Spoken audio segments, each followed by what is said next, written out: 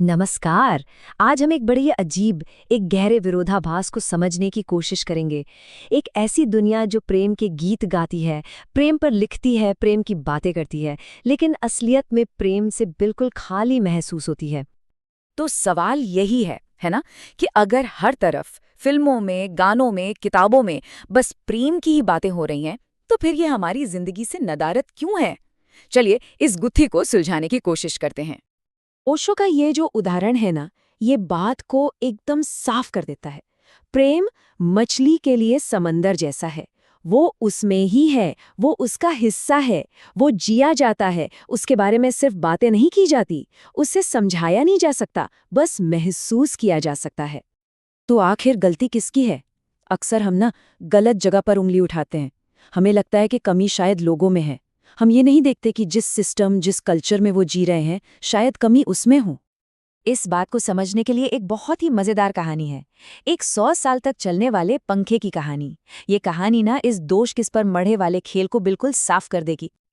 तो कहानी कुछ ऐसी है कि एक पंखा बेचने वाला आता है और दावा करता है कि उसका ये मामूली सा पंखा पूरे 100 साल चलेगा।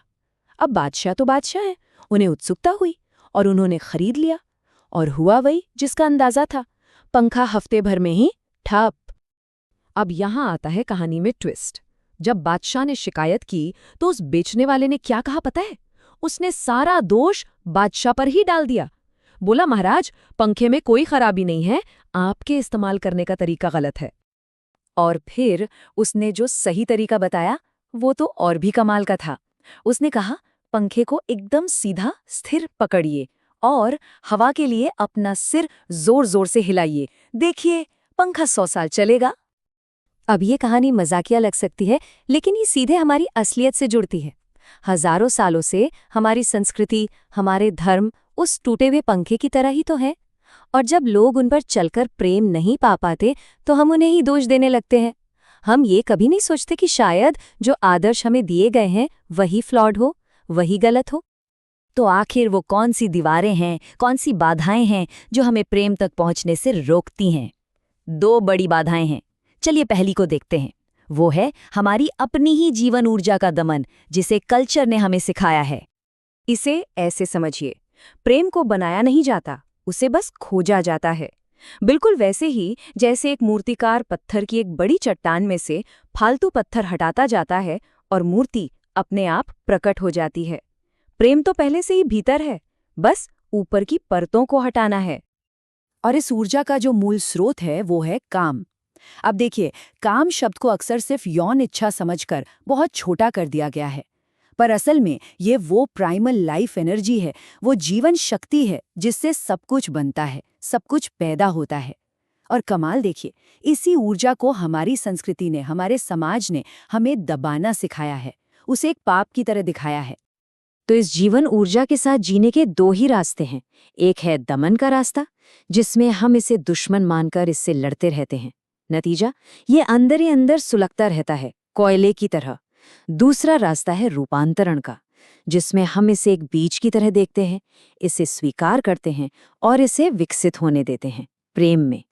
क्योंकि याद रखिए, कोयला ही जब सही दबाव और सही प्रक्रिया से गुजरता है तो हीरा बनता है। चलिए अब दूसरी और शायद सबसे बड़ी बाधा पर आते हैं। प्रेम के रास्ते में जो दीवार खड़ी है वो है मैं की दीवार, अहंकार।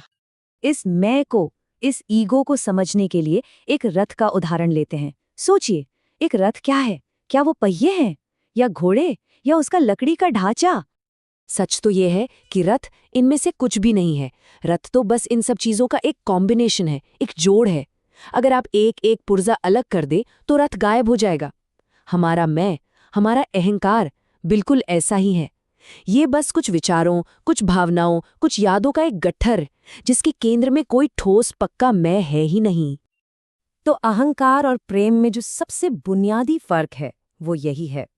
अहंकार कहता है मैं हूं, वो हमेशा एक दीवार खड़ी करता है, उसकी पूरी कोशिश कुछ लेने की होती है। और प्रेम, प्रेम कहता है हम हैं, वो एक पुल बनाता है, उसका स्वभाव ही देना है। तो जब तक ये मैं का भाव बहुत मजबूत है, दूसरा हमेशा दूसरा ही रहेगा, पराया ही रहेगा। प्रेम तो वो अनुभव है, वो लम्हा है जब ये मैं की दीवार गिर जाती है और दो एक हो जाते हैं। प्रेम की इस असली प्रकृति को, इस देने के भाव को एक बहुत ही खूबसूरत कहानी से समझते हैं, देने वाले पेड़ की कहानी। एक बहुत बड़ा घना पेड़ था और उसे एक छोटे से लड़के से प्यार हो गया जो रोज उसके पास खेलने आता था। अब जैसे जैसे वो लड़का बड़ा हुआ, उसकी जरूरतें, उसकी मांगें बदलती गईं। उसे पैसे चाहिए थे तो पेड़ ने कहा, मेरे फल ले जाओ और बेच दो। उसे घर बनाना था तो पेड़ ने अपनी सारी डालियां दे दीं। फिर उसे एक नाव की जरूरत पड़ी तो पेड़ ने अपना पूरा का पूरा तना दे दिया।